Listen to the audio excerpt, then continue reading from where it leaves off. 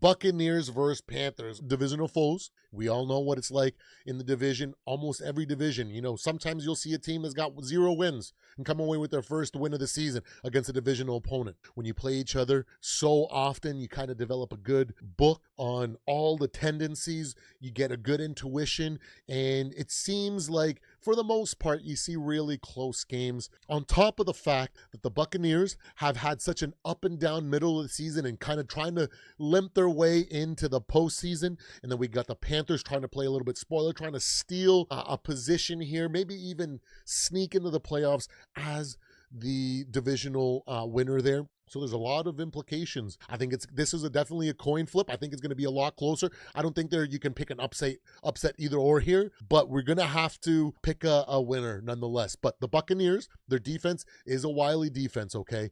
They have the ability to kind of catch some teams off guard, and when Baker Mayfield is on, we saw that incredible pass that he threw to Mike Evans for that incredible freaking catch. Wow, it's incredible to have Mike Evans on the field. Emeka Mbuka now has that pressure taken off of him, and their running game is a lot healthier than it was in the middle of the season here. So can the Buccaneers first get into their gear and then make it a game where Baker kind of lights on fire? Because we know when Baker is on, he seems to kind of put a little bit more zip on the ball. He seems to be a little bit more accurate. He seems to just elevate a little bit. Can the Buccaneers do that? I'm not entirely sure. These Panthers are a fun team. Let's be real, okay? We're starting to see Bryce Young and the Carolina Panthers turn a corner, but with development comes some really good wins, comes some really bad losses, and a little bit of inconsistency here in certain situations when you think they should be consistent based on the way that they played. So it's an interesting matchup. It's going to be a coin flip. Is Rico Dowdle